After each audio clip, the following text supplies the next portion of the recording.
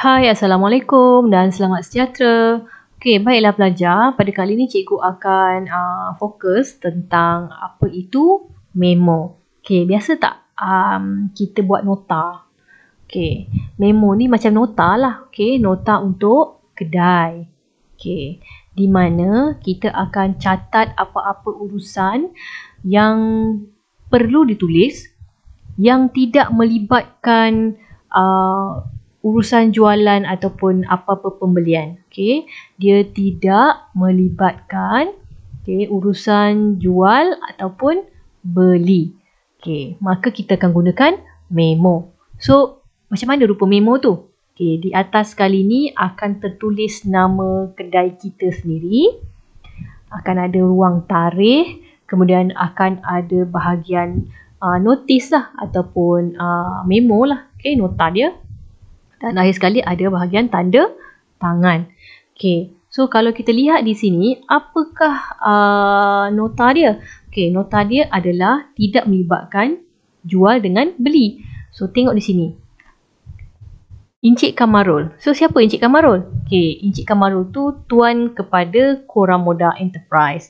So, Encik Kamarul dia akan mengambil 3 unit beg berharga RM59 seunit. So, kalau satu barang RM59. So, kalau 3 barang sama dengan RM177.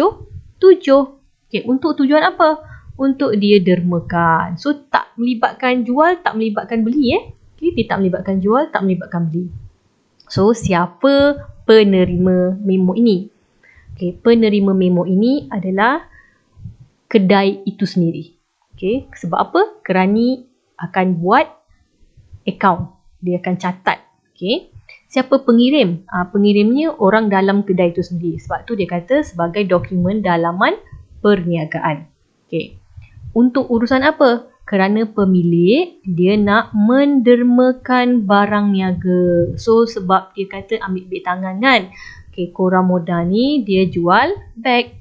Okey, dia jual beg. So, dia mendermakan barang niaga kepada orang lain, kepada pihak luar. So, berapa amountnya? Okey, kat sini tulis 59 sebab dia kata 3 unit, maka kita kena darab 3. So, dapat 177. So, di mana kita nak catat? Sebab dia tidak melibatkan jual, tak melibatkan beli, maka kita akan catat di dalam jurnal am. Okey, kalau dia melibatkan urusan jual dengan beli, kita akan guna receipt, bil, invoice dan sebagainya. Kita tak akan guna memo sebab memo ini hanyalah untuk urusan dalaman kedai sahaja. Okey, simple kan? Okey, contoh yang seterusnya. So, ini adalah contoh yang seterusnya. Okey, contoh ini yang melibatkan memo lagi sekali. Okey, tapi macam mana rupanya? Okey, kalau pelajar lihat di sini, okey, ya kita kena tahulah bila dia kata memo tu maksudnya notis. Okey, notis ataupun nota sebagai nota dalaman kedai.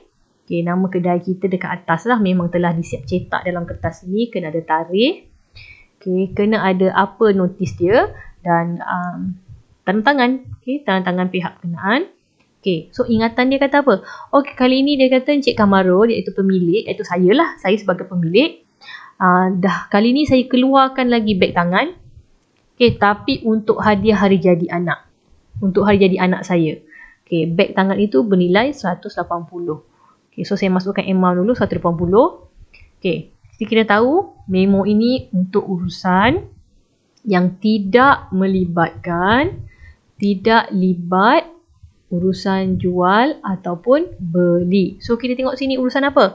Mengeluarkan beg. Okay, ini adalah barang niaga sebab kedai kita jual beg. So, beg tangan adalah barang niaga. Saya keluarkan barang niaga untuk hari jadi anak. So, anak ni tak ada kaitan dengan kedai. Kalau saya derma, maknanya derma lah. Kalau saya buat promosi, maknanya promosi lah. Tapi saya urusan anak untuk peribadi saya. Bila melibatkan urusan peribadi, maka dia adalah ambilan. Okay, ambilan. Okay, so tengok penerima di sini. Penerima adalah Koramoda Enterprise sebab kerana dia akan catat lah untuk kedai, kena tahu bahawa benda ni telah dikeluarkan oleh pemilik untuk urusan anak dia. Okay, so penerimanya adalah Korang Muda Enterprise. Okay, siapa pengirim? Sebab pemilik yang ambil sendiri barang-barang tu, maknanya ini adalah urusan dokumen dalam perniagaan. Okay, urusan dalaman saja. Okay, untuk apa tujuannya? Untuk pemilik, sebab Cik Kamarul, iaitu saya sebagai Cik Kamarul, telah mengambil barang niaga untuk anak. Okay, untuk anak. Bukan untuk derma, untuk anak. Okay, so apakah buku catatan yang digunakan? Adalah Jurnal Am. So kalau saya melibatkan urusan jual beli, saya akan letak pada bil, letak pada invoice, letak pada receipt. Okay, tapi kali ini saya gunakan memo sebab dia tidak melibatkan urusan jual beli.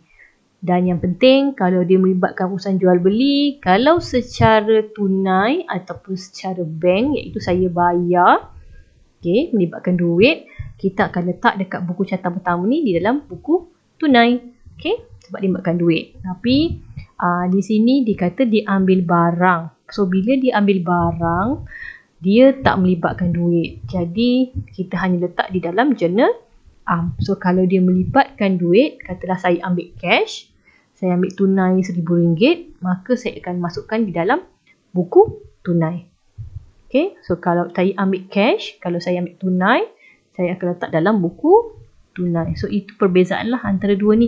Okay, mudah saja. Okay, untuk contoh lain, boleh lihat di muka surat 78 pada buku teks tingkatan 4. Okay, itu saja dari saya. Bye.